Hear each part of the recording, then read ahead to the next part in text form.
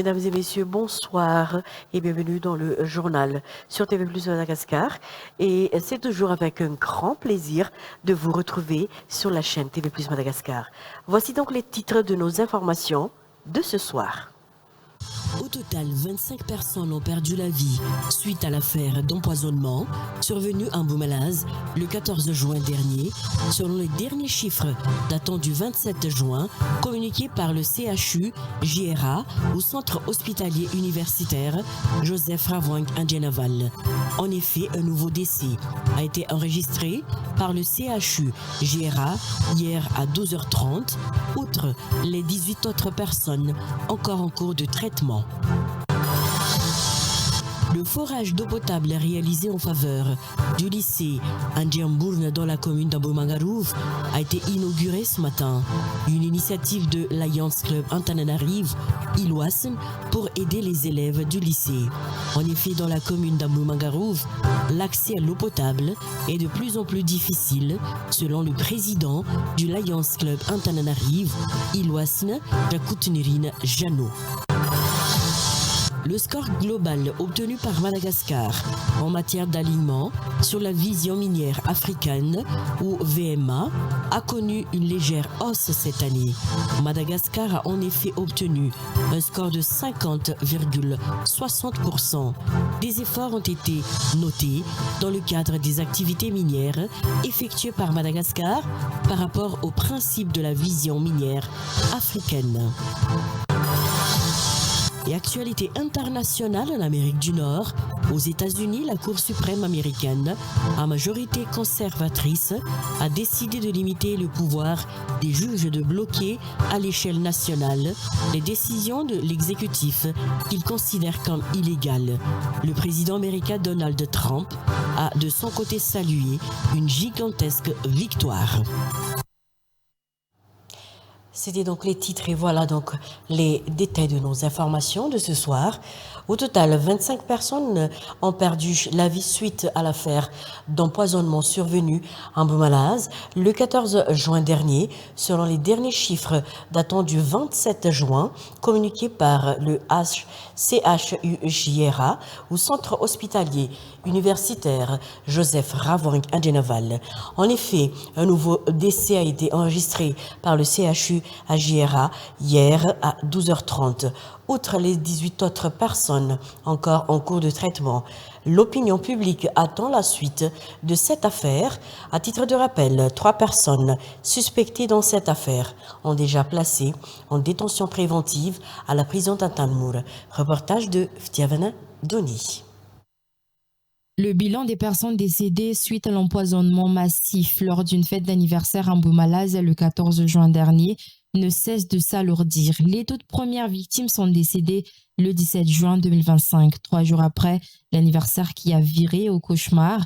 14 personnes sont décédées selon les chiffres officiels du centre hospitalier universitaire Joseph Ravouang Indjenaval ou CHUJRA. 51 personnes, dont 19 dans un état critique, ont été prises en charge gratuitement par l'État.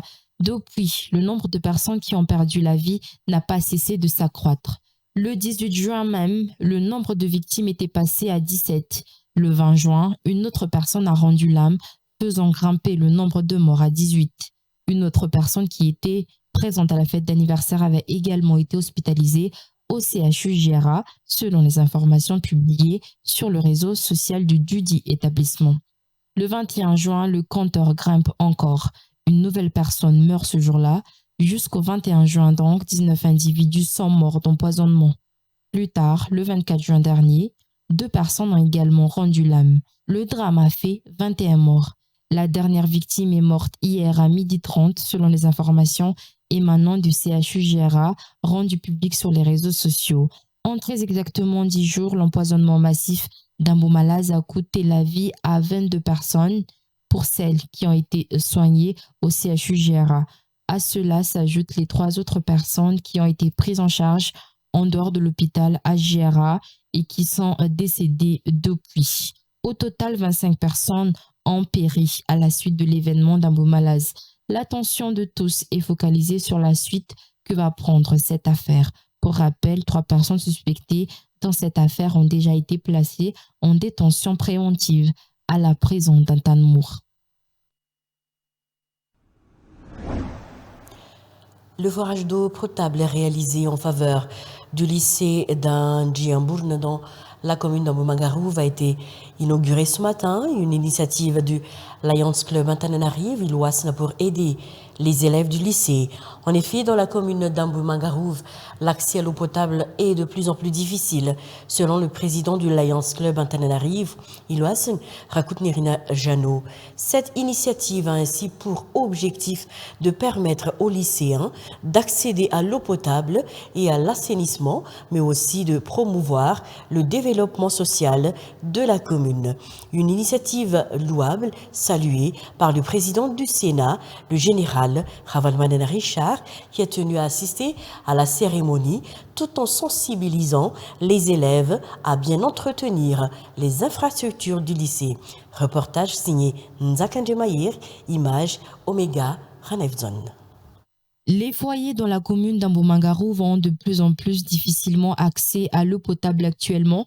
Pourtant, le lycée d'Andjiambourne, dans la dite commune, ne cesse de sensibiliser les élèves sur l'importance de la propreté et de l'assainissement comme garant de la santé. Ainsi, lors de l'inauguration du terrain de basket du même lycée l'année dernière, le président du Lions Club Antananarive, Iluhasna Rakutnirina-Jano, a révélé le défi d'installer un forage d'eau potable sur le terrain du lycée avant la fin de son mandat ce mois de juin 2025. Un pari réussi car ce matin, l'infrastructure est fin prêt à être utilisée par les 200 élèves et 25 professeurs du lycée Andjiambourne dans la commune d'Amboumangarouve.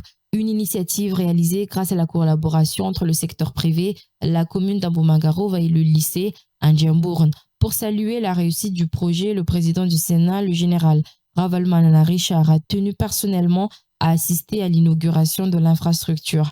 Il a mentionné que ce lycée a pour lui une valeur sentimentale et historique car il a passé 3 années de sa vie dans ce lycée. Lors de la cérémonie d'inauguration, il n'a pas oublié de sensibiliser les élèves et les responsables du lycée à prendre soin de l'infrastructure et à veiller à son bon fonctionnement. Le président du Sénat a aussi réitéré son appel au gouvernement à répertorier toutes les infrastructures dont la réalisation a été financée avec les derniers publics, étant donné que bon nombre d'entre elles ne sont pas du tout fonctionnelles et que même certaines n'ont pas du tout été réalisées. Selon ses dires, la Chambre haute va effectuer un contrôle de ces infrastructures et qu'elle ne tolérera aucun manquement au respect du contrat conclu entre l'État malagas et l'entreprise en charge de la construction. Lors de la cérémonie d'inauguration du forage d'eau potable du lycée Andjiambourne, le président du Sénat a effectué une donation en faveur des élèves qui vont passer l'examen officiel du BEPC la semaine prochaine, ainsi que pour les élèves qui vont prochainement passer l'examen du baccalauréat. Volet tourisme, il est nécessaire de mobiliser toutes les parties prenantes pour promouvoir la région de Vaknakarj et le tourisme local selon le PCA de l'ERT de Vaknakarj. Malgré que l'on soit en plein début de la haute saison touristique, les touristes boudent la région. Il est donc essentiel de mobiliser tout le monde pour promouvoir le tourisme au niveau local. Les acteurs du secteur touristique espèrent que grâce aux travaux de réhabilitation de la route nationale numéro 7, déjà en cours, les touristes seront plus nombreux à visiter cet axe. Sibila Ranjemassaf. La région de Vaknakarj sur la RN7 dispose des ressources, qu'elles soient naturelles ou matérielles, et du potentiel nécessaire pour attirer de nombreux touristes selon le PCA de l'ORT de Vaknakarj. Or, le mauvais état de la route nationale numéro 7 a suscité des plaintes de la part de ses usagers, et ce, depuis plusieurs mois, alors que nous sommes déjà en pleine haute saison touristique. Il est donc nécessaire d'engager toutes les parties prenantes pour attirer davantage de visiteurs sur cette route nationale numéro 7, en commençant à Antananarive, en passant par Beyint et Ambatulampi, pour finir à Antsirabe. Il est essentiel d'impliquer tout un chacun pour développer la région et le tourisme local. il ne faut pas se reposer seulement sur les dirigeants, d'après le président de l'organisation non gouvernementale, Toutanan. Les partenaires ont également un rôle à jouer. Les avancées sont déjà constatées concernant la réhabilitation de la route nationale numéro 7, en espérant que cela attirera les touristes à visiter la région. Du 15 au 17 août, des événements seront organisés le long de la route nationale numéro 7 pour attirer un plus grand nombre de touristes. Dans ce sens, un accord a été signé entre les partenaires et l'Office régional du tourisme de Vaknakarach. La baisse actuelle de la production de riz inquiète de plus en plus les agriculteurs dans le district de Marantic, dans la région d'Analanzouf, dans la région d'Ambatsu. En cause, la dégradation des infrastructures hydrauliques, notamment les barrages essentiels à l'irrigation des rizières. Face à cette situation, la réhabilitation de ces ouvrages devient une priorité pour le ministère de l'Agriculture et de l'Élevage. Une mission d'évaluation technique est prévue après les festivités du 26 juin, selon les prévisions du ministre de l'Agriculture et de l'Élevage, durant sa visite à Anzan, dans le district de Marantic. Reportage Elisa Herman. La production de riz est en nette diminution dans le district de Marouansich, dans la région d'Analanzouf actuellement.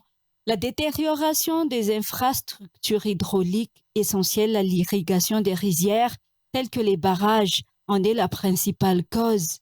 Face à cette situation, la réparation des barrages devient une solution d'urgence pour les agriculteurs locaux, fortement dépendants de l'eau pour leur culture.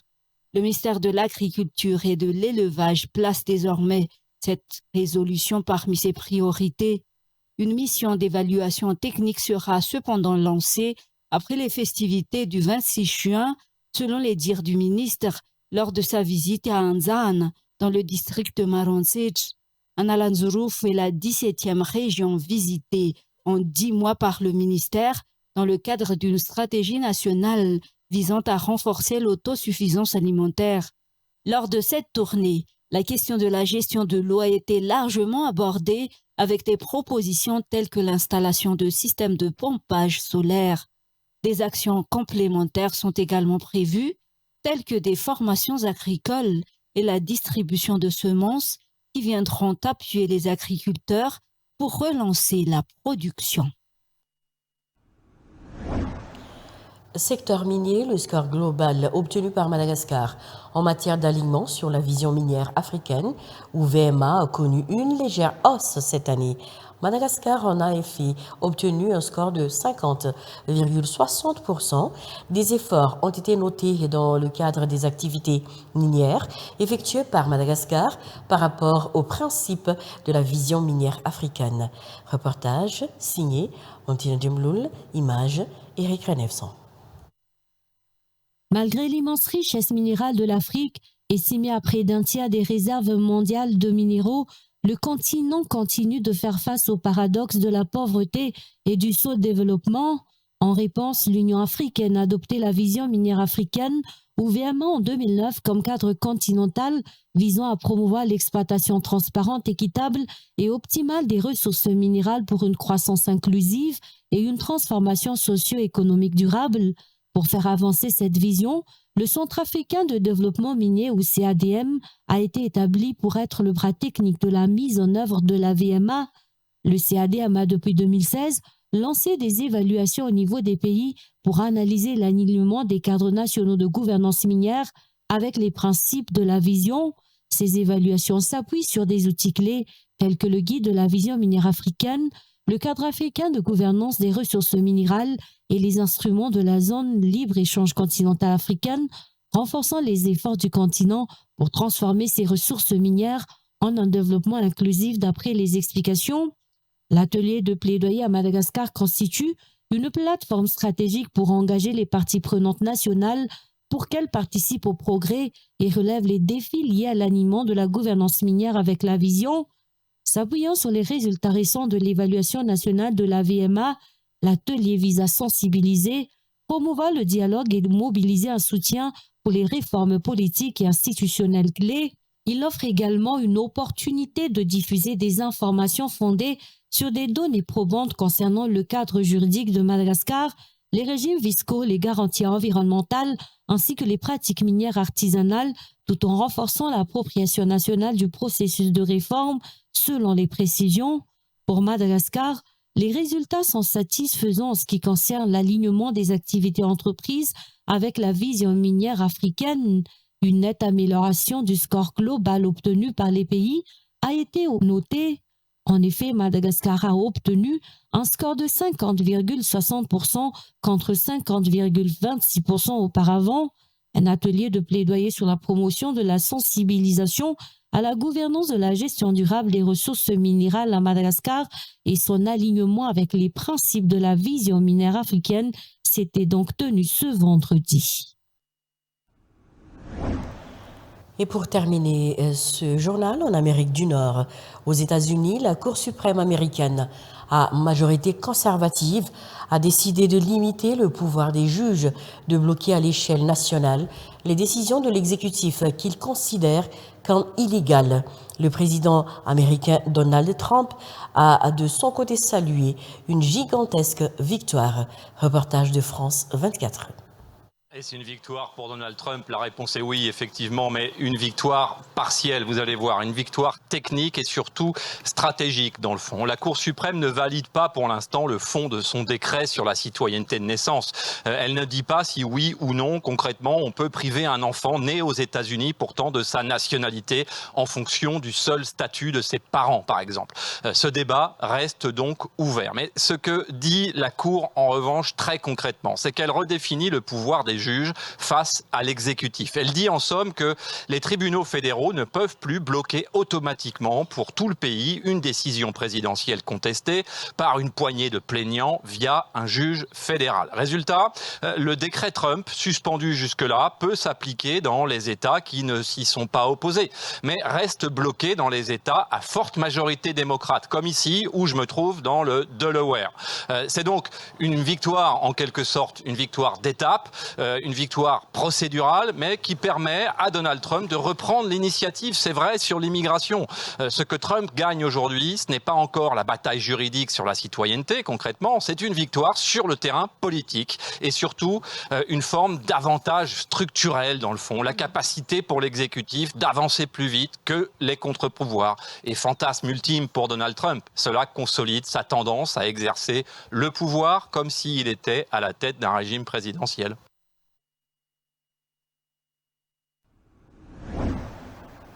Et oui, c'est la fin de notre édition de ce soir.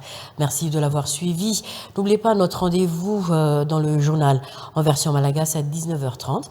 Bien sûr, sur notre chaîne préférée, TV+ Madagascar. Au revoir.